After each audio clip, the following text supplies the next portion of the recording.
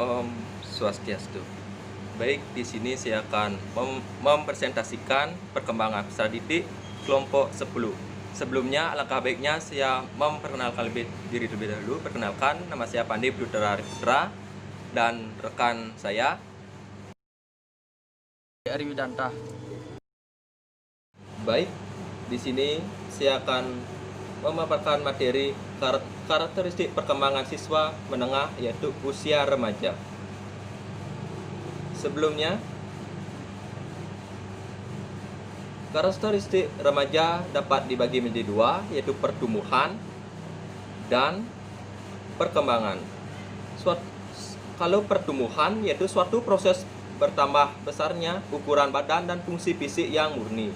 Sedangkan perkembangan yaitu dalam perkembangan manusia terdiri perubahan-perubahan yang sedikit banyak bersifat tetap dan tidak dapat diulang kembali.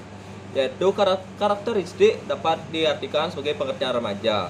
Pengertian remaja yaitu masa remaja merupakan masa untuk mencari identitas atau jati diri. Individu ingin mendapatkan pengakuan tentang apa yang dapat ia hasilkan bagi orang lain.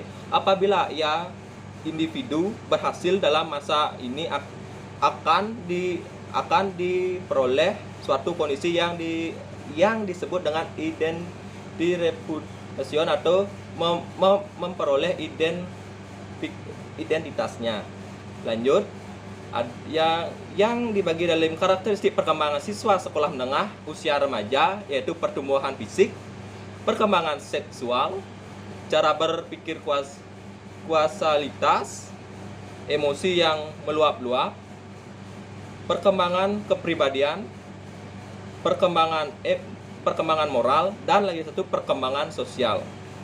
Di sini teman saya, rekan saya Weda, akan menjelaskan pemaparan dari karakteristik pertumbuhan fisik dan yang lainnya. Baik, di sini saya akan menjelaskan pertumbuhan fisik. Fisik mengalami perubahan lebih cepat dibandingkan dengan masa anak-anak dan masa dewasa. Pada fase ini, remaja memerlukan asupan gizi yang lebih agar pertumbuhan bisa berjalan secara optimal. Yang kedua, perkembangan seksual.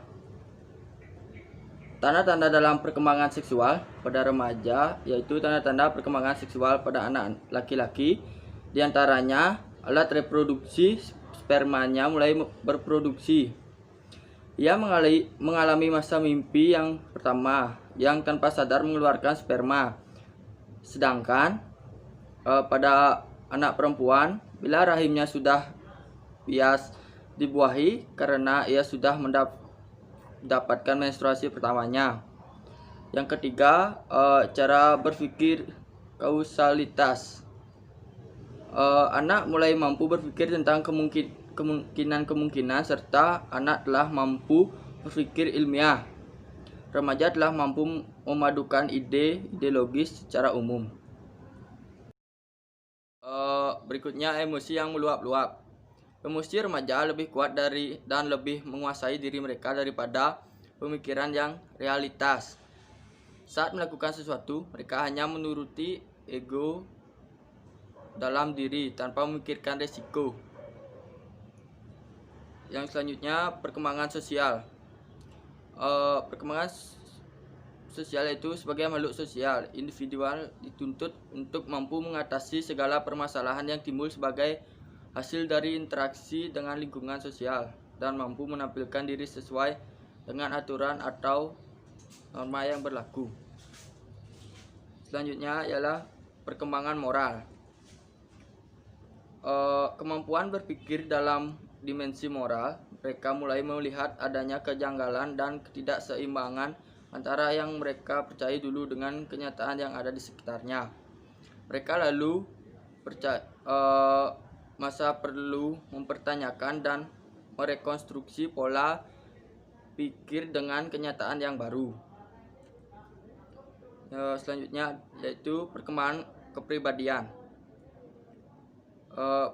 Perkembangan kepribadian secara umum ialah penampilan sering diidentikan dengan manifestasi dari kepribadian seseorang, namun sebenarnya tidak. karena apa yang tampil tidak selalu menggambarkan pribadi yang sebenarnya. Berikutnya adalah permasalahan yang dihadapi perkembangan siswa sekolah menengah atau usia remaja. Dapat dibagi menjadi dua faktor, yaitu faktor-faktor internal dan faktor eksternal. Faktor internal yaitu gangguan secara fisik, ketidakseimbangan mental, kelemahan emosional, dan kelemahan sikap mental. Untuk faktor eksternal yaitu dapat dibagi menjadi dua, yaitu sekolah dan keluarga. Yang di sekolah yaitu adalah sifat kurikulum yang kurang fleksibel. Yang kedua, terlalu berat beban belajar murid dan mengajar atau guru. Yang ketiga, metode mengajar yang kurang memadai. Yang keempat, kurangnya alat dan sumber untuk kegiatan belajar.